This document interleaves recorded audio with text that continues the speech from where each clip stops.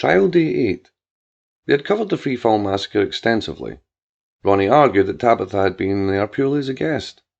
He even presented an invitation as evidence. The time came to return to the issue of Tabitha's parents and the video of the murder of Melanie Wallace that I'd risked my life to obtain. The prosecutor took the lead.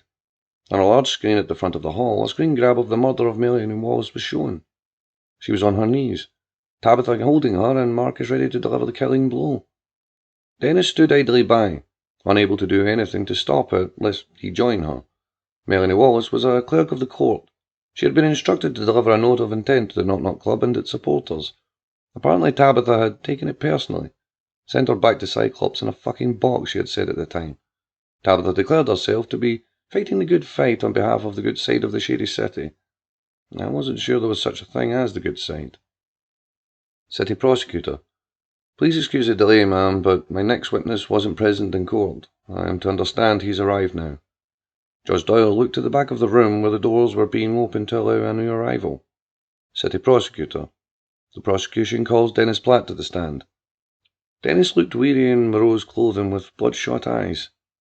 Without his signature hat, he seemed smaller, thinner. He gave a fleeting glance to Tabitha, who scowled back at him. As the trial pressed on, she was beginning to lose her composure more often. She was worried. Dennis took the witness bench. City Prosecutor: Can you state your position with the Knock Knock Club for the court? Dennis Platt: I was acting manager. City Prosecutor: Did you try to stop the murder of Miss Wallace? Dennis was shaking his head. Dennis Platt: Not as much as I should have. I did warn her, but she wouldn't listen. The prosecutor stroked his chin. He turned and observed the expressions of his jury. City Prosecutor: How did you come to meet the defendant? Dennis Platt: I was organising some importing-exporting at the time through Chamberlain Docks.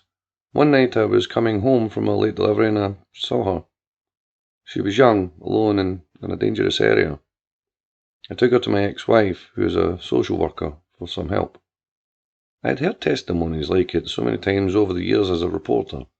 Dennis' response was fixed, detailed enough to avoid further question, but limited to the point of not really telling anyone anything. It was very rehearsed. City Prosecutor: What was she doing there at such a late hour? The prosecutor asked this as though that was the issue with the statement. Dennis Platt: She told me she was looking for her aunt. She was trying to get the ferry to Hatfield Bay. Dennis kept his focus ahead, without looking at anyone in particular. City Prosecutor: Just to be clear, her aunt being Tony McKinney, the Baroness of the Knock Knock Club, correct? Dennis Platt: Yes, that's correct. He nodded in agreement. This time the prosecutor looked for the expressions of the gathering. City Prosecutor: Did she mention her parents? Dennis Platt: Not at first. She wouldn't tell Olivia why she had left home. All she would say was that she wanted to find her aunt. The prosecutor interrupted him, turning to the jury and addressing them directly. City Prosecutor: Would the jury please note that the aunt referred to is the elder sister of victim Rob McKinney and sister-in-law to victim Linda McKinney. Returning to Dennis and urged him to continue. Please, carry on. Dennis Platt: She stayed with us for a while. Olivia tried to get her some help, but she wouldn't let her call child services. The prosecutor leaned on the witness bench and observed Dennis closely. City Prosecutor: She eventually admitted to you that she had murdered her parents and her nanny, correct? Ronnie Owen: Objection, ma'am. The prosecution is leading this witness. Judge Doyle: Overruled, said she, but she continued. I do ask the prosecution choose their wording more carefully. The prosecutor stood straight, his spine like an iron rod. City Prosecutor: I do apologise, ma'am. He returned his focus to Dennis. So what did she tell you about the night her parents died? Dennis Platt: She gave me every detail. City Prosecutor: She admitted to murdering them and the nanny? Dennis Platt: In cold blood. Dennis went on to explain the event as he had told it to me. When he had finished, the City Prosecutor gave a satisfied grin. City Prosecutor: No further questions. Tabitha whispered something to Ronnie. She was frowning severely. The lawyer remained focused. He stood with a clear of his throat and took his turn to address Dennis. Ronnie Owen: Mr. Platt, can you please tell the court how you came to be the manager of the Knock Knock Club, leaving a wife and young child behind? City Prosecutor. Objection, ma'am, he barked. Irrelevant to this case. Ronnie Owen. It is very relevant, ma'am. If the jury are to take Mr. Platt at his word, they need to understand his connection to the defendant. Judge Doyle. Overruled. The witness will answer the question. Dennis Platt. She was desperate to reopen the club. She threatened my wife and child if I didn't help her. Ronnie Owen. I find it difficult to believe that a young girl could hold you under duress and for so long just by a threat. Dennis seemed to gather from a well of strength. He growled and snapped back at the lawyer. Dennis Platt. Then you ought to ask your brother what she's capable of. Jerry, isn't it? Ronnie ignored the statement. He had his angle for removing any legitimacy in Dennis's statement and wouldn't be detracted from pulling on that thread. Ronnie Owen. Isn't it true that you weren't a noble rescuer, but simply took a shine to a young girl you found on the docks? What way was she dressed that night? Looking promiscuous, was she? Did taking her home seem like the sensible thing to do? Dennis Platt. I told you, Liv was a social worker. She had experience with little girls in trouble. Ronnie had his bite. It was time to start reeling in the rod. Ronnie Owen. Little girls. Troubled girls. You had experience in that too, didn't you? City Prosecutor. Objection. Counsellor is badgering the witness. He's not the one in trial here, ma'am. Judge Doyle. Sustain. Do get to your point, counsellor. Ronnie shrugged. Ronnie Owen. Apologies, ma'am. Returning to the witness. Is it true that the only reason the defendant was able to coerce you into staying at the Knock Knock Club was because you attempted to assault her and she threatened to tell your wife? Dennis was becoming irate. Dennis Platt. She needs to be locked away. Ronnie still stayed calm. Dennis didn't have anything to lose at this point, but Tabitha did. Her best chance rested on a statement from a man who hated her, pulled forward from a man who shared the name of those who had put her there in the first place. Ronnie Owen. Is it true that your business, the business at the docks, was bringing girls into prostitution? Dennis immediately denied. He may not have anything left to lose, but it would take a long time for the virus coursing in his blood to destroy the survival instinct. Ronnie Owen. I could name some of your clients. Dennis' eyes widened. He was deciding whether or not Ronnie would throw his own brother Jerry under a bus in order to win his case. He had his dealings with Jerry in purchasing of girls, foreign girls looking for a new life in the city, young girls, underage girls for particular parties with particular tastes. Boys too. Ronnie wouldn't want that kind of dirty laundry aired in court, surely. The Caphead fought hard to make sure that kind of knowledge of his brother didn't come to public. Now that he had Dennis pulling back in fear, Ronnie ended his questioning before the city prosecutor could raise any more objections. Ronnie Owen. No further questions. It seemed Ronnie wouldn't bring it up. It was unlikely Judge Doyle would let it stand anyway, but the expression on Dennis's face was enough to plant doubt in the jurors. The women on the jury, carefully selected by Ronnie, were glaring at Dennis. Ronnie went on to detail Dennis' attempted assault on Tabitha and how she overthrew him. It was now time to play another hand in the hopes of swaying more into Tabitha's side. Ronnie Owen. If the court will indulge me, I call Chloe Grover to the stand. Led by a surprisingly gentle bailiff, the 19-year-old girl, Chloe, took to the stand. Her head was bowed and her shoulders hunched. Ronnie Owen. Good morning, ma'am. We're going to discuss some things that may be a little difficult for you to talk about, but we'll keep it as brief as possible. Is that okay? Chloe Grover. You can call me Chloe, that's my name. She smiled at Ronnie, but bowed her head again when she noticed the jury were watching her. Ronnie Owen. What is your relationship with Dennis? Chloe looked up as though she didn't understand the question, so the lawyer rephrased. Ronnie Owen. How do you know Dennis? Chloe Grover. I love him. I love him so much. Is he okay? Ronnie Owen. He's fine, but I need you to tell the jury what he made you do. Ronnie spoke softly. Chloe responded well to him. Chloe Grover. You mean the friends he sent to my room? Ronnie Owen. Exactly. What did those friends want from you? Chloe looked a little confused. She was a soft-hearted, simple-minded girl. Chloe Grover. I had to give them special cuddles. Dennis needed money and I wanted to make him happy. Ronnie Owen. Did you make any money from the friends? Chloe Grover. I didn't need money. Dennis took care of me. Ronnie Owen. How many of those friends came to your room? Chloe shrugged like a small child being chastised by a teacher. Chloe Grover. I don't know. The man with the ponytail and glasses said it was 500, but that's a really big number. City Prosecutor. Objection, ma'am. Dennis Platt is not the one on trial here. Ronnie Owen. It is relevant to the case here. I need the jury to fully understand the circumstances in which he met the defendant and his actions that brought them both to the Knock Knock Club. Judge Doyle. Overruled. I urge you to keep your questioning relevant, though, counsellor. A recess was called to allow the jury to catch their breath. The day was far from over.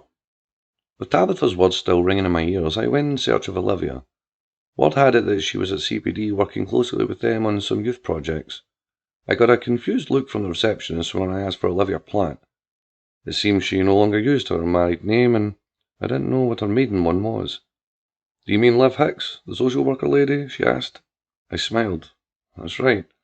I didn't want to seem like Olivia and I had never met. Visiting the social worker to check on Chloe gave me some cover should the lawmakers question why I was at CPD. On instructions of Hicks, I was directed to the second floor at the end of a long, narrow corridor where Fullerton Construction were adding renovations. It was well lit and inviting. It left the feel of a police station behind. I knocked on the door. Olivia's soft voice invited me in. She sounded calm and composed. When I opened the door, I found Hicks was there too. He greeted me with a smile. Sorry to interrupt, I said. I was hoping to have a quick word with Olivia. Olivia was the handsome, polite woman Dennis had described.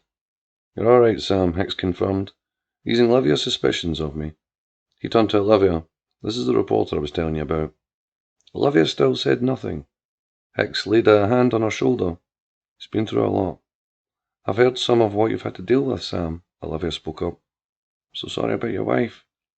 I hear you haven't had it easy either, Dennis told me. Olivia's eyes widened at the mention of her ex-husband, so I changed my angle. How's your son, Milo? Is he doing okay? Olivia eased off. He's fine, thank you. Speaking of, said Hicks, I better go get little mister. He'll be getting out of school. Olivia smiled as she looked up at him. Thanks, sweetie, she said. I'll see you tonight. He offered her a quick kiss. Leaving the room, he stopped beside me.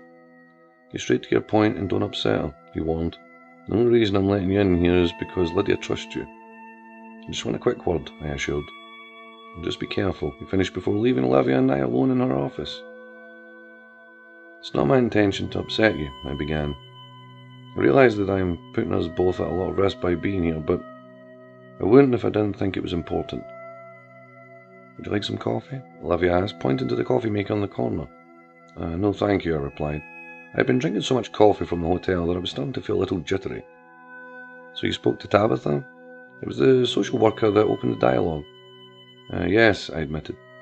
She only has warm regards for you. It was she who urged me to come and speak to you. Olivia shook her head. What happened to that girl was... I wasn't sure if she meant the forced induction into a paedophile ring by her parents or the attempted rape by her ex-husband, so I tread carefully. When Dennis left with her, did you know where she had gone and why? Olivia's brow tightened. Her swimming eyes clouded. I went to the Knock Knock Club when it reopened. The dancer girl threatened me with a knife. She told me if I ever came back looking for Dennis or Tabitha, she would open my throat. Believe it or not, I think that was Tabitha's way of protecting you, I said. Olivia seemed to agree. She was a very troubled little girl. One of my biggest regrets in life was failing to help her. It was time. I had to ask, do you know what Dennis tried to do to her? Olivia sighed. She was close to weeping, but she held back. I had my suspicions that something had happened between them. I guess that was confirmed when they left. Dennis was a prolific paedophile, I confirmed. I was conscious of my limited time, and as painful as it was for her, I had to break through the barriers quicker. He tried to rape her, and she enslaved him as a result. She took him away from you and Milo to protect you. Here Olivia did become emotional. Those girls, she cried. I wanted to help them, and instead I delivered them into the hands of a predator. I spoke softer. You weren't to know. Olivia would hear none of it. It was my job to protect those girls, and I failed them. I failed Tabitha, and I failed others. There was a girl in my care. Alana her name was. She was a sweet girl from the shanties, just trying to improve her life. She was trying to leave drugs behind. She had been an addict since age 12. At first she got along with Dennis really well. I remember being so proud of how good he was with her. They became so close. They had their own inside jokes and little skits they played out. Alana was such a loving girl. Her circumstances hadn't broken her spirit, but one day it all changed. She was 15. She had been clean for a while. She even began a course at City College. She was doing so well, but something between her and Dennis changed. They were no longer close. When I asked Dennis about it, he told me that she'd come on to him strongly, mistaking his affection for lust. I tried to talk to Alana, but she became angry with me and violent. She had to be moved on. She had a history of that kind of behaviour. When I think of what could have happened to the girls in my care, girls even younger and more vulnerable. You mustn't blame yourself, I put in. Olivia disagreed. Why shouldn't I? I was supposed to be their protector. Where does the blame stop, if not with me? We can't change the past, but we can learn from it, and better equip ourselves to stop things like that happening again. The city needs people like you, people with compassion. It's not for the cold-hearted like Doyle or even lunatics like Tabitha to make changes. It's for people like us. Olivia gave it some thought. What is it you want to know? I'd like to know any details you have of own victims that came to you. Tabitha's lately going down for a long time, but we still find justice for the others. Will you support me? Olivia smiled. Of course. I wanted to end on a more positive note. The discussion would have given Olivia a lot to think about, leaving a sour taste in her mouth. As despicable a human being as Dennis was, there was something in his words that rang true. He loves his son. Olivia took a deep breath. Her eyes glanced towards the window, which gave view of the wider city. In the interest of telling the whole truth, I'd like to hear anything Tabitha told you about her parents. You can't write anything just now, Olivia reminded me. No, I agreed. But when the trial is over, there's nothing that will stop me.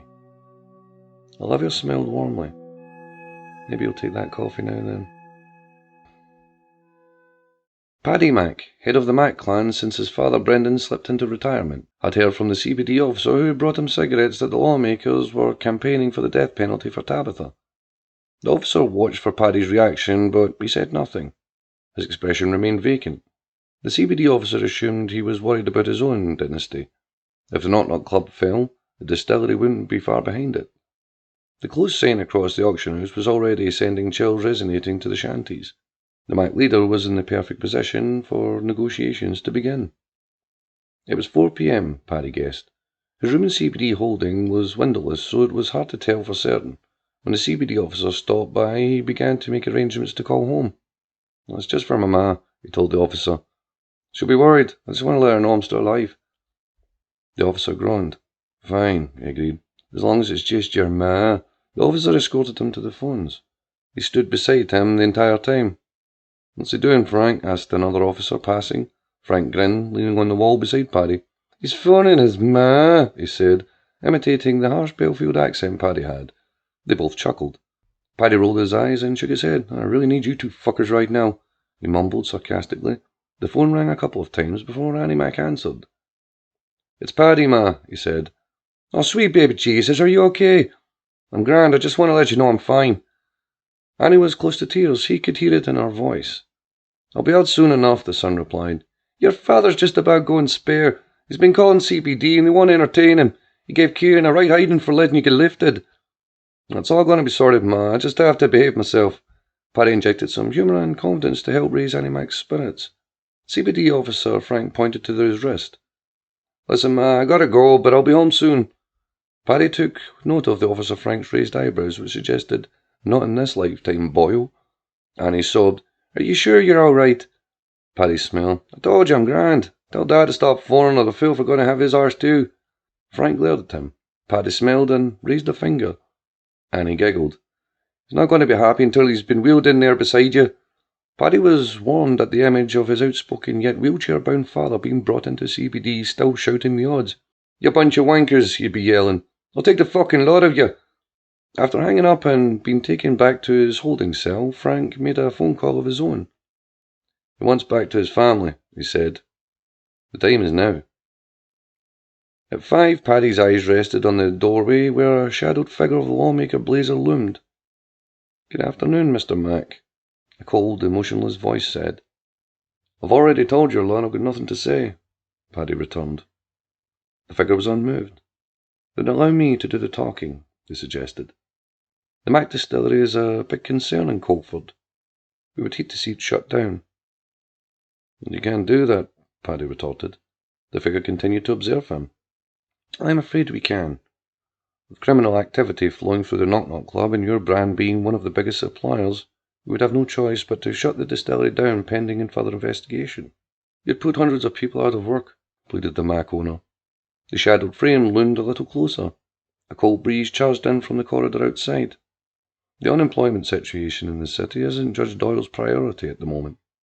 As head of the Mack clan, it is really up to you to protect those people, and you can't do that in here." Paddy scoffed. "This is where you fucking put me." Long arms spread from the figure across its chest. "It doesn't have to be that way," he said. "You don't have to sacrifice your own future, or that of your own people. You do realize the club wouldn't offer you the same courtesy if it meant saving themselves." "I'm in a bit of a hurry. I've got places to go.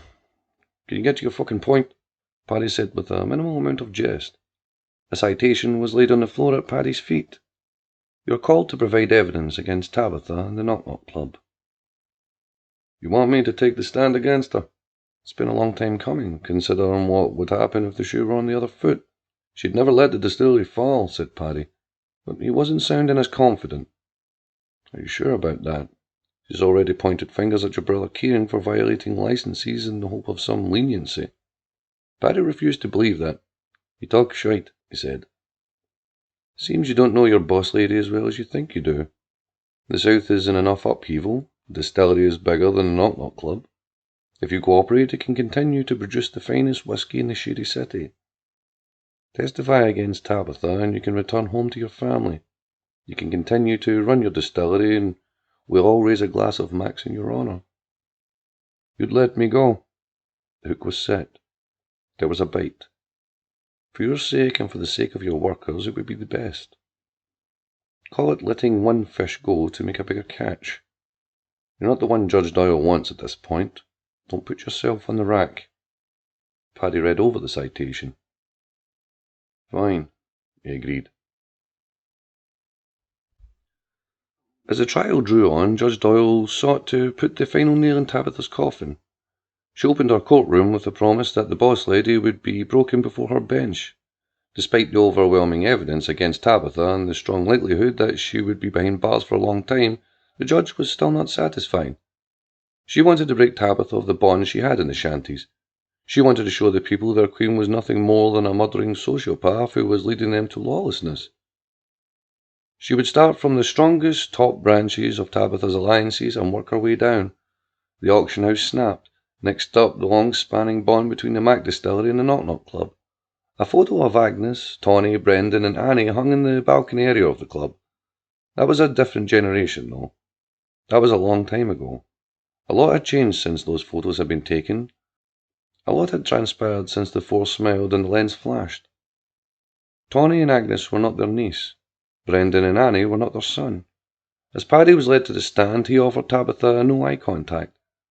Attendance: Judge Doyle presiding, City Prosecutor, Counsel for the Defendant Ronald Owen, Defendant Tabitha McKinney, Patrick Mack, Witness, Clerk and Bailiffs. City Prosecutor: Your family brand has been suppliers to the Knock Knock Club for a generation now. Patrick Mack: That's right, Agnes Wells struck the deal with the distillery when the club first opened. And I was good friends with the Baroness. Tawny, I mean. City Prosecutor: That arrangement continued when the defendant took over. Patrick Mack: No reason that it wouldn't. City Prosecutor: Having such a close relationship with the club and the defendant, I assume you saw a lot of the comings and goings. Patrick Mack: I saw everything. The City Prosecutor couldn't help but grin. Never before had he had such a dish served up on a case. He could taste the verdict, and it was sweet on his tongue. City Prosecutor: Could you detail for the jury exactly what you saw? Paddy did look over to Tabitha. She maintained his gaze, but her expression was difficult to read. Patrick Mack. I saw your lot ruin good people, and Tabitha was the only one to pick up the pieces. The city prosecutor turned. He was frowning severely. This was not the statement they had prepared. City prosecutor. Mr. Mack, are you making a mockery of this court? Patrick Mack.